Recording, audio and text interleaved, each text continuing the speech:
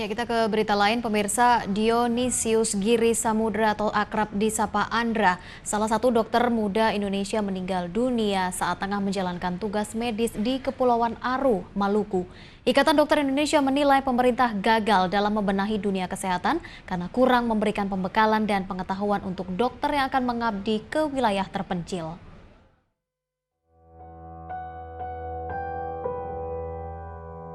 Duka mendalam tengah dialami dunia kesehatan Indonesia.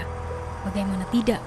Di Hari Kesehatan Nasional yang seharusnya menjadi momen bersejarah bagi para pekerja medis, justru harus berduka karena telah kehilangan salah satu rekan seprofesi.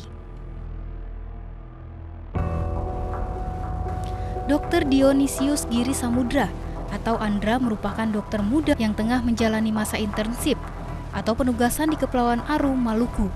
Korban menderita sakit encephalitis postmorbili atau campak yang membuatnya harus menghembuskan nafas terakhir.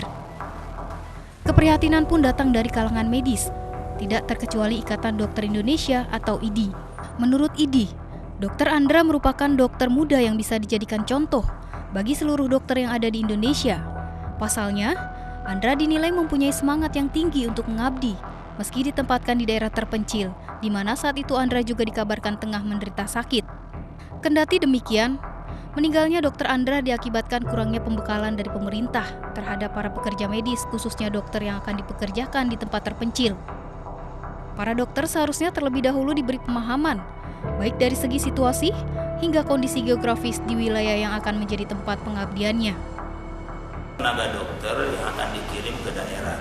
Pembekalan itu tentu ada pembekalan yang secara umum harus diketahui oleh dokter, tapi juga ada yang secara spesifik karena menyangkut medan tugasnya, kondisi geografis yang kemungkinan yang dihadapi oleh dokter, baik itu berkaitan dengan penyakit spesifik di situ maupun